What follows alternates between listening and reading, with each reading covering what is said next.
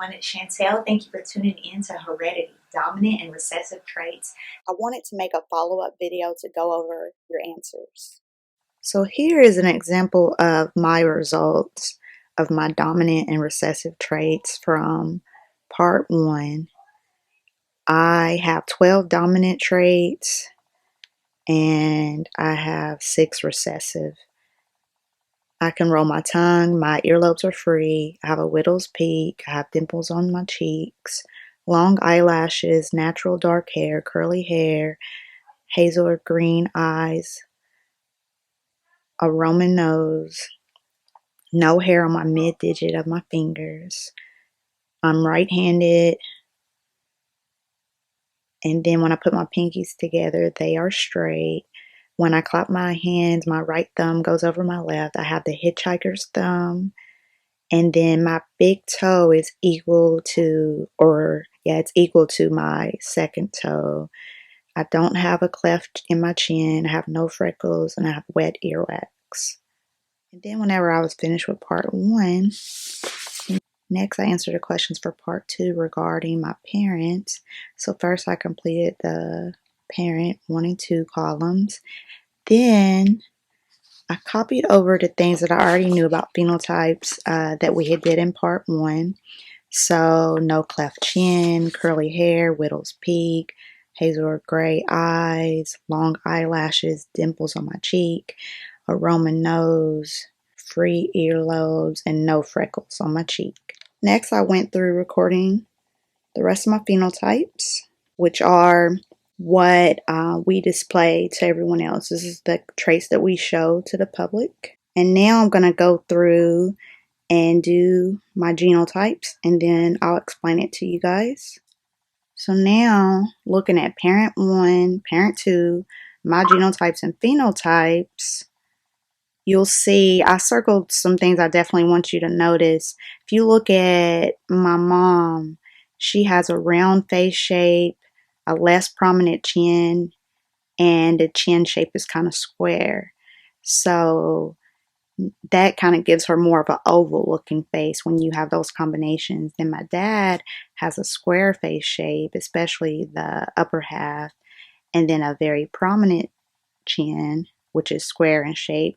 So it kind of gives him a triangular looking face. So when you mix those, voila, look at my phenotype: oval, less prominent chin, and kind of square in shape. So with that being said, my genotype traits that I could carry over to my offspring, they could have round or square face, less or very prominent chin, and then a square chin. Then it starts getting easier when we go down to the other ones. Neither of my parents have cleft chin, neither do I, so I don't carry that trait in my genotype. They have light and medium brown skin, so my offspring could be the same. Curly hair, both of them have curly. My hair is curly, so I carry that trait to my offspring. My mom has a widow's peak. My dad's forehead is straight. I have a widow's peak, kind of gives me a heart-shaped looking face, so I carry the widow's and straight in my genotype. And then they both have medium dark eyebrow color, and so do I in my phenotype, so it carries into my genotype. Mom has thick eyebrows, dad thin, mine are thin, but I carry thick or thin in my genotype, and just keeps going. Neither of them have connected eyebrows, neither do I, so it doesn't show on my phenotype or genotype. Eye color, one brown, one like a dark blue, so mine looks like a hazel with a grayish tint as I'm getting older. But however, my offspring could have brown, blue, or hazel because I carry that in my genotype. Eye distance apart, both of them are average. So am I in my phenotype, so I carry that trait in my genotype. My mom has large, round eyes. My dad has small almond eyes. And then mine are small and almond, just like my dad in my phenotype. However, in my genotype, I do carry almond or round. So some of my offspring could have round eyes or almond. Then both of them have horizontal eye slantedness, and so do I. So that's in my phenotype and my genotype.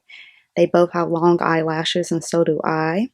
So I carry that in my genotype as well. And then this is my favorite.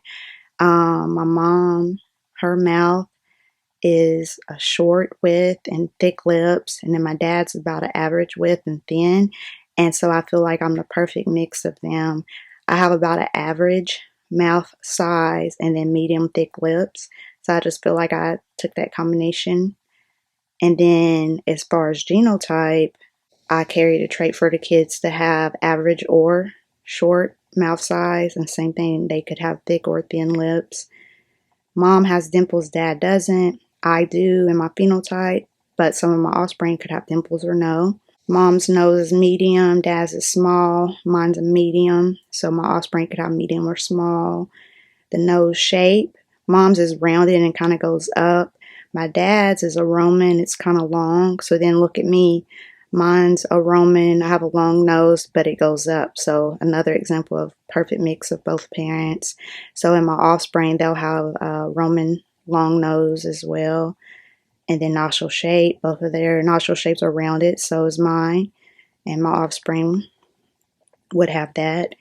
Then mom has attached earlobes, my dad has free, I have free. And then for the genotype, they will have free as well, since free is a dominant trait. Then let's see, for the rest of them, neither of my parents have Darwin's ear points, ear pits, hairy ears, cheek freckles, or forehead freckles. And then, so I don't display any of those either or carry the trait. I hope this helped you guys. Just look over your sheets and compare.